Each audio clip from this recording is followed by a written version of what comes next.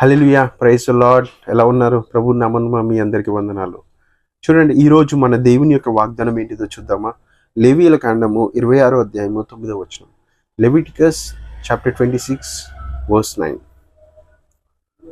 I will look favorably upon you, making you fertile and multiplying your people, and I will fulfill my covenant with you.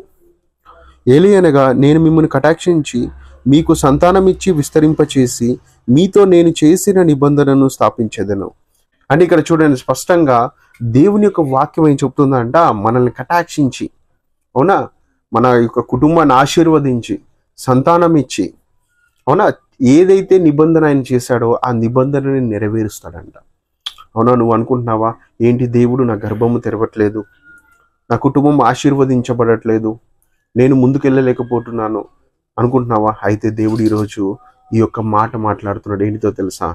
నీ యొక్క సంతానాన్ని, అవునా, నేను విస్తరింపచేస్తాను, నేను నిన్ను ఆశీర్వదిస్తాను, నీ గర్భాన్ని తెరిచేది నేనే, నీ కుటుంబాన్ని నడిపించేది నేనే, అవునా, నీ కుటుంబానికి కావలసినది అంతా సమస్తము సమకూర్చేవాడును నేనే.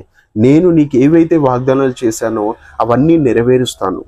నువ్వు ధైర్యముగా ఉండు, దిగులు పడకు, జడియకు, భయపడకు, నేనున్నాను.